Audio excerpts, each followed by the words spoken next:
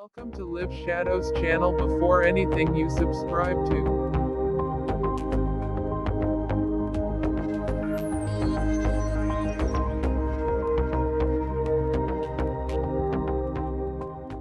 This story is from my mother and it is related to her childhood, which is 1356.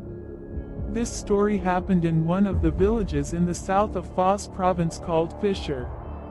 One of the villagers goes, "At that time, my mother liked to spend time with girls older than her own age, and she considered it a form of pride, but older girls never separated because she was a child."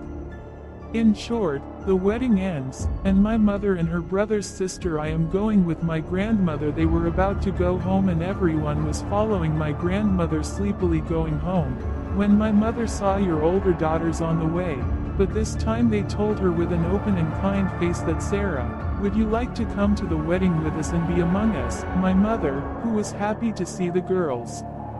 They don't care about the rash on their feet. They quickly agree and then ask, but the wedding is over. The girls say, we don't call this wedding, our wedding has just started, and when we cross the plain, it is under those mountains, and the mountains show that they are far away in the dark. My mother, who was left behind by my grandmother, it seems that the grandmother did not notice her because there were many children, but she accepted it, but she was still afraid and they took her by the hand and took her with them. When my mother gets tired, she asks, where is this wedding? Why don't we get there? Why is it all dark, and the wedding lights are not visible from a distance? They answer that a little further on, their other friends, that is, other girls, will join them, and they have not reached anything, and they can see some other people from a distance. Some of the girls are dressed in black and wearing tambourines and instruments, and my mother joins them, and they all go to the hills and mountains, which my mother can see.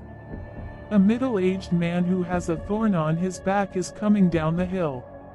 My mother gets scared when she sees him and tightly grabs his side hand and says that this mischievous person is coming towards us. My daughter, who is apparently worried, asks my mother not to touch him. The man is not a man. In short, the prickly man slowly approaches my mother and says with surprise, "Girl, what are you doing under the mountain at this time of night? Who is the girl alone? Where is your mother?" My mother, who is afraid of a man, answers that I am such and such a girl and we are going to a wedding with older girls.